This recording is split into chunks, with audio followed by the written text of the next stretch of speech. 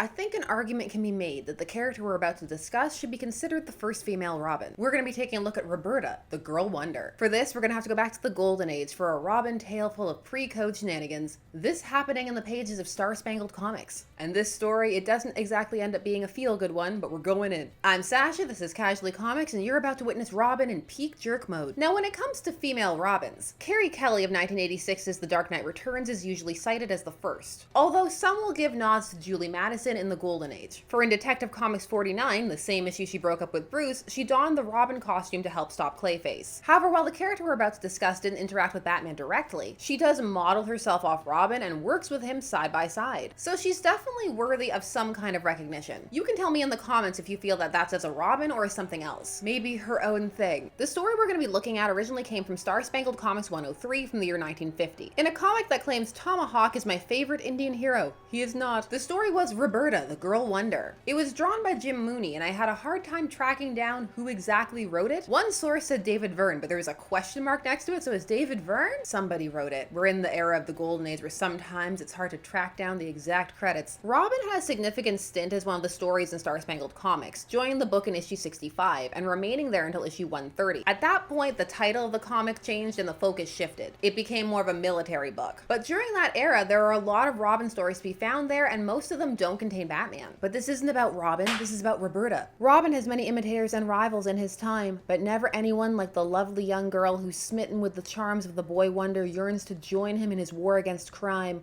For thrills, for surprises, for an amazing adventure, meet Roberta, the Girl Wonder. Our Roberta is actually Mary Wills, a high school student who attends the same school as Dick Grayson. We learn that she's in love with Robin when she is cast as Juliet opposite Dick in the play Romeo and Juliet. This for maximum thematic importance, for they will be star-crossed and doomed and all of those things. She tells her friends that she's in love with Robin, but they tell her that he's too busy for girls. That evening in Mary Wills' home, the girls are right. What chance have any of us got with Robin? He's so occupied fighting crime.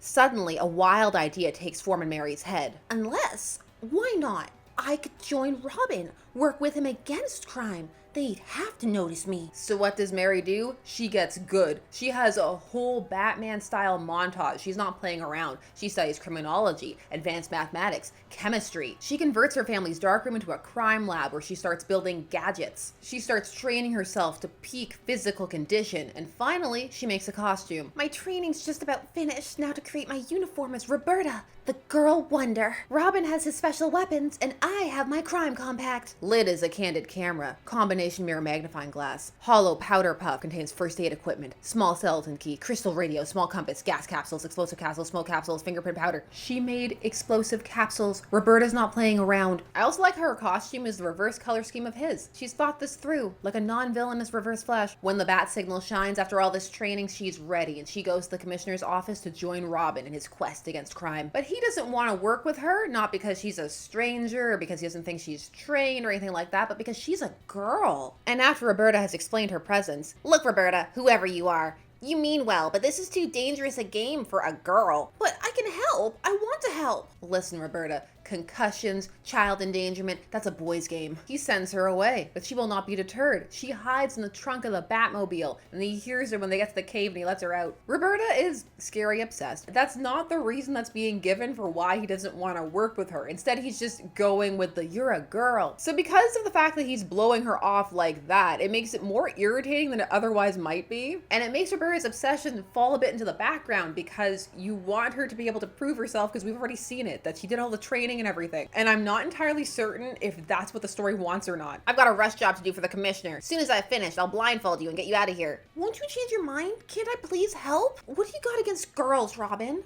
Don't you like girls? Don't you like girls? We can get away with that because we're in the pre-code era. That kind of implication, we're gonna have to hide that once the code comes into play. We're not gonna be able to just have people come out and say, but don't you like girls? She looks so sad as she's asking it, like it's a genuine question, not like she's baiting him or trying to push him into anything. Robin ignores all that because he's found a way that she can be useful. Because she's a girl, he figures he can send her in as a spy to certain locations where people will be more likely expecting to see girls than boys. That sounds like it's gonna get really sus, but really he wants to send her undercover as a waitress. And she goes in full rubber mask, everything. She's into it. She's gonna catch the gangster by looking for the ring that Robin saw. Roberta/Mary is dedicated. She stays undercover a whole week until she finds and helps catch the gangster by letting Robin know. She then proves to be super useful. We get a whole she's undercover, she's using gas pellets, she's kicking butt montage. Also, she is still pining for Robin, who never did answer that question. It's meant to be a he's too busy, he's laser focused on the crime. But you can see how and why others might read other things into that. Oh, Robin, look at that moon. Couldn't we just stop a moment and maybe hold hands? We haven't a second to waste if we want to nail those crooks down there. Now, as this goes on, he does seem to be liking her more. He's even starting to consider maybe revealing a secret identity to her. They're having this picnic and they're cuddling and their sandwiches with the crusts cut off. You're doing fine. Maybe you'll work out after all. Really, Robin? Then can't we drop our masks and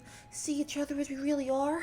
It's okay with me, but in all fairness to Batman, we'd have to wait for his approval. This is all going well. A little too well. This would be a huge shakeup of the status quo. How to get it back to normal? This needs to end. But you see, there's a problem. Roberta is competent, useful, a bit obsessed, but also kind. So how are we gonna do it?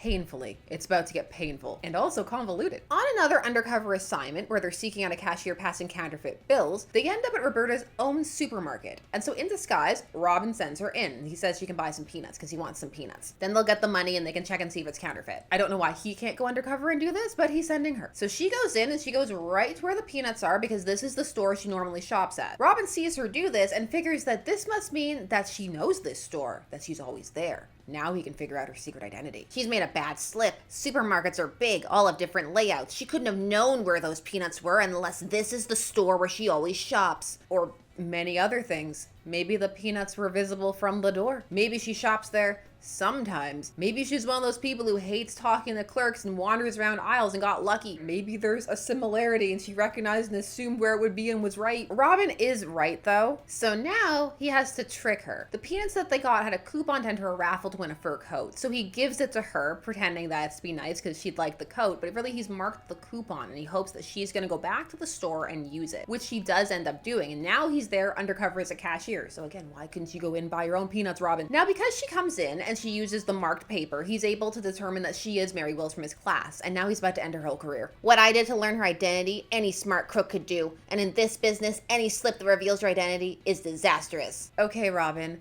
how? She went into that store in the first place in disguise already because you sent her there. In what scenario is a criminal going to be able to do that? She wasn't dressed up as Roberta, so why would they be following her already? They'd have to be tailing her constantly. And in that case, what could she do? How this would have to happen would have to involve a very specific set of things. Also, it isn't like we haven't seen Robin almost slip up tons of times in these stories. And then Bruce comes in and goes, "Whoa there, chum. You better stop that or it's back to the orphanage."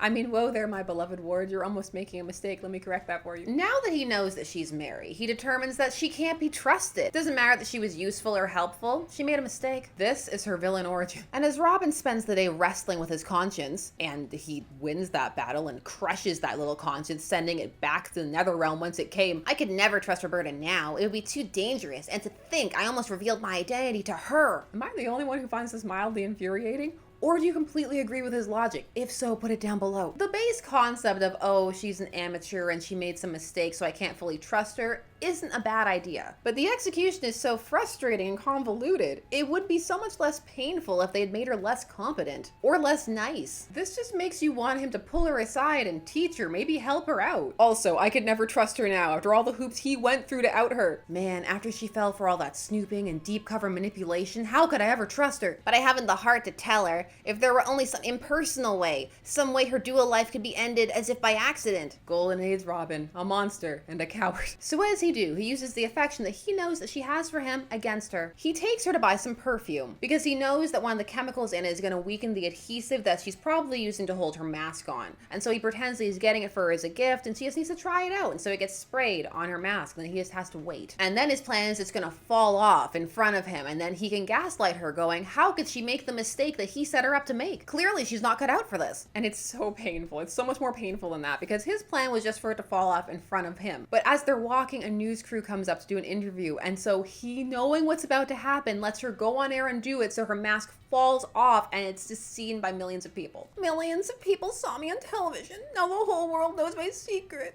Roberta's finished. How could I have been so clumsy? Let's be thankful it happened this way, before you learn too many of my secrets. I can still go on against crime. Yes, Robin. You must carry on. I had my chance. It was fun while it lasted. Good girl. I thought you'd see it that way.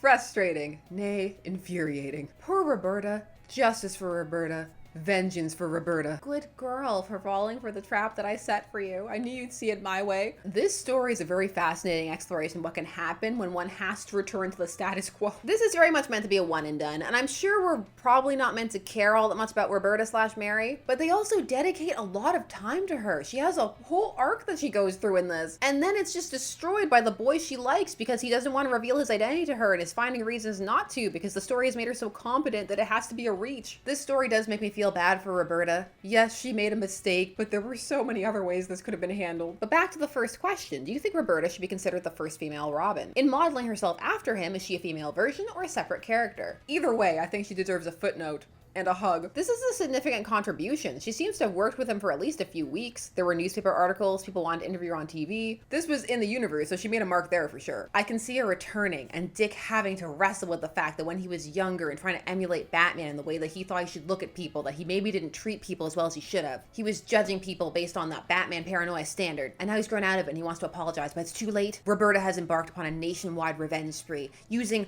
perfume. Gone is Roberta. Enter Essence. That's my villain name for Roberta. Do you like it? This story is a good example of how these comics played with big alterations and then put them back in the box. She's lucky she didn't die. Still, I'm glad it's here, reprinted, unaltered, so it can be experienced as it was, and then it can be compared and contrasted against the story as it evolved. Just to see the history of comics and how the characters were, and which characters could potentially be revisited, or who may deserve a bit better. What do you think of Roberta, the Girl Wonder? Would you like to see more of her? Share your thoughts down below. While you're down there, please do all YouTube things like, share, comment, subscribe, hit the bell notification so that you never miss a vid. Thanks so much for taking this time to spend discussing comics with me. I always appreciate it, and I will see you again soon. Bye-bye.